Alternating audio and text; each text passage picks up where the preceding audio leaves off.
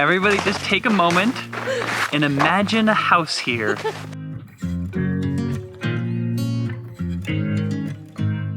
Hi team, I'm Sid. And I'm Mackie. For the past 6 years, we've been racing mountain bikes professionally. And living out of our van. On this channel, we're sharing those adventures with you. All of them. So hit subscribe and join the team.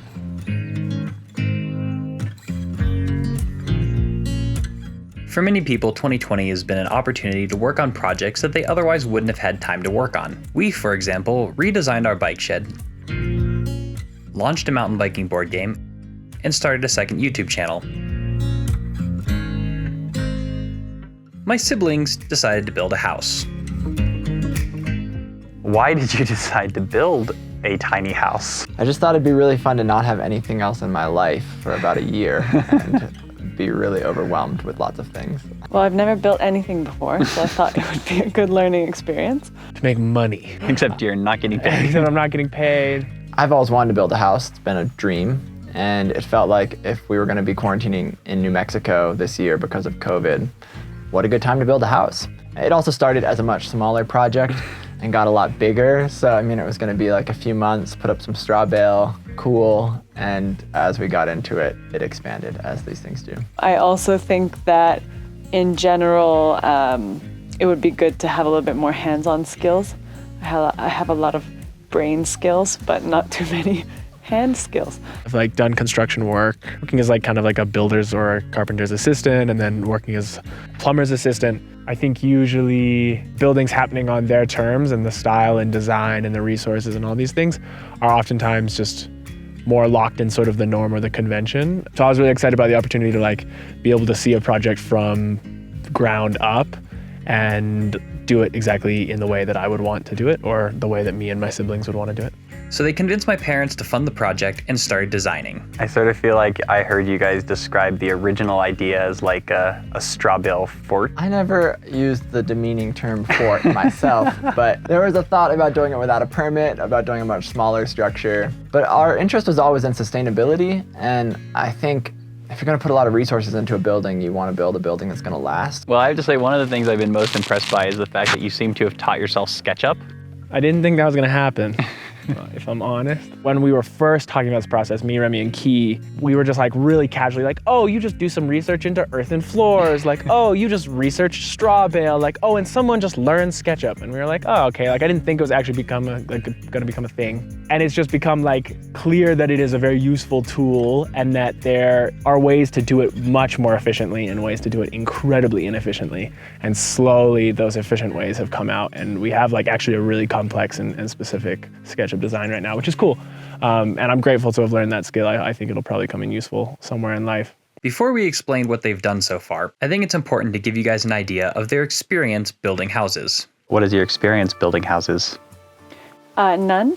Yeah, I've never built almost anything before. I built part of a fence when I was little. I built a climbing wall like maybe 5 months ago. And I laid some of those flagstones down there. But besides that, I have not done much building things. And that was, I have to say, like maybe the first time I had been like, I'm gonna take on a project and go build something out of wood. The rest of the family is similarly inexperienced, although Bo has done some construction work. About a year and a half ago, I was back in Taos and I needed work. A friend's father is a builder and said he could hire me.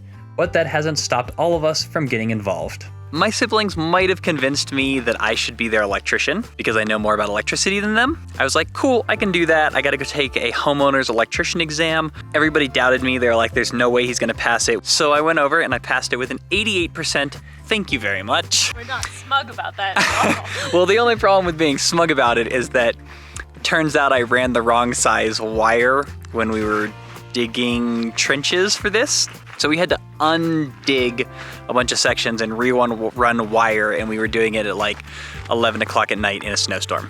So that was definitely my bad and on me, but now we have the correct size wire. By a bunch of sections, he means hundreds and hundreds of feet. We're just crossing our fingers that enthusiasm and a willingness to learn will make up for our lack of experience. In August, they broke ground and prepared to pour the foundation.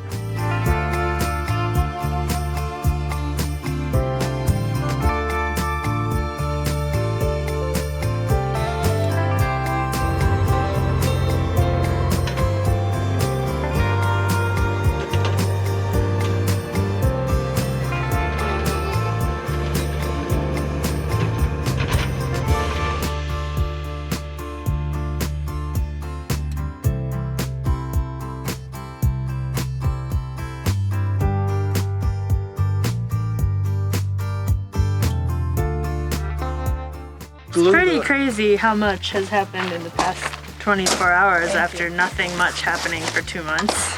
It's kind of exciting. And very much happening, just maybe less visible in its happening.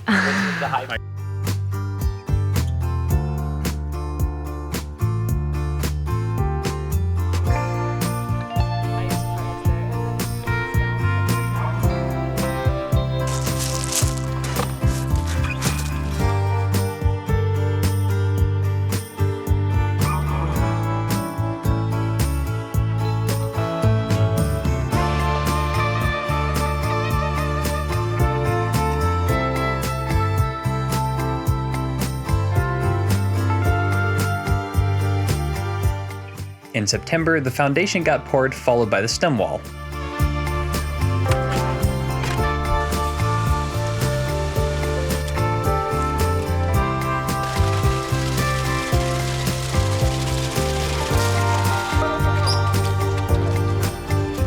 So what did you guys just do? We did all these little rebar things. You have concrete on the lens. So they are pouring the concrete for the footers today. Mac and I are doing some errands in town, so we just came back and it's exciting as always. It looks like they didn't quite order enough concrete. One truck had to leave, another came back, and now a truck is stuck in the mud. Did it break? You break our tow rope? Well, it was strong enough to tow our van out, but apparently not to tow out a concrete truck.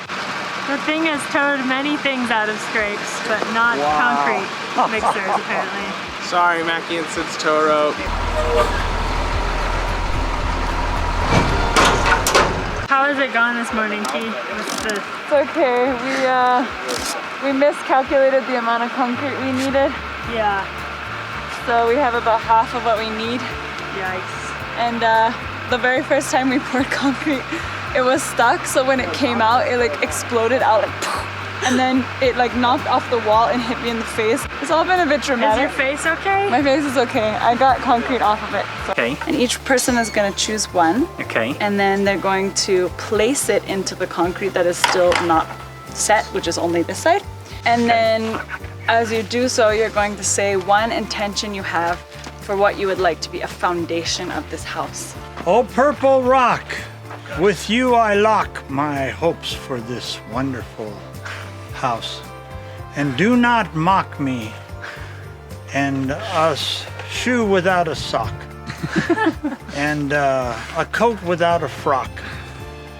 And just like Captain Spock, oh purple rock, hallelujah. With this beautiful red mica-filled rock. Oh, mica rock. With this stripy rock, I hope that this house will draw many rock climbers to it. May this house bring hope and a new beginning to everyone that walks through its door. In October, we ran water and electrical lines and they finished the foundation.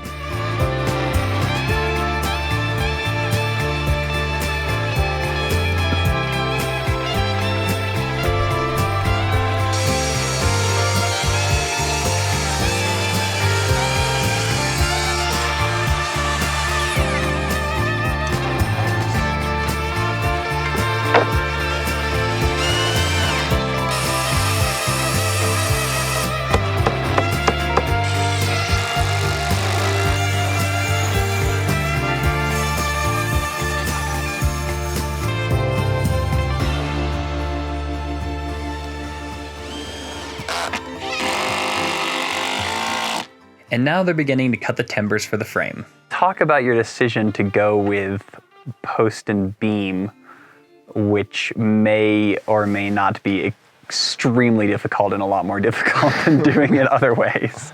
I've heard it described as like traditional construction is all about minimizing labor because labor is expensive, but materials are relatively cheap compared to labor. We have lots of labor and are Free like labor. excited to learn how to build. That was a big part of the vision. So we've chosen to use what are actually cheaper materials, also more sustainable materials and take a lot more time with it. This is a timber. This is the one we labeled Post 1. Post 1. You can maybe see we have this whole 3D drawing of them, and they're all labeled. So this is Post 1 right over here in that corner.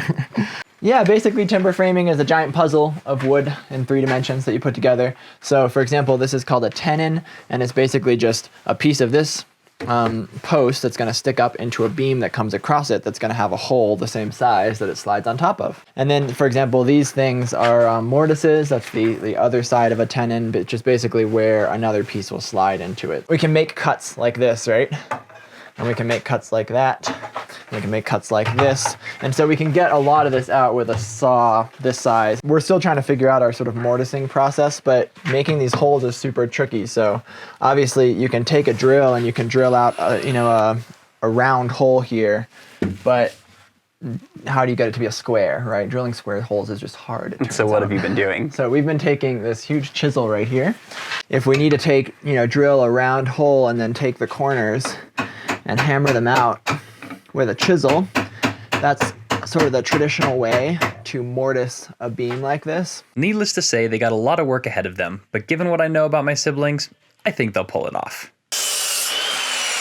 How are you feeling about house building at this point in the process? Everything that we've done so far is the worst bits of house building. Everyone collectively agrees on that. Digging, you're dealing with cement and concrete. It's just really terrible and unpleasant. There's infighting between your family members. It's just really bad. And then you get out of the ground, and it's just like really beautiful, a special time you're sharing together. It's the part I'm going to leave for.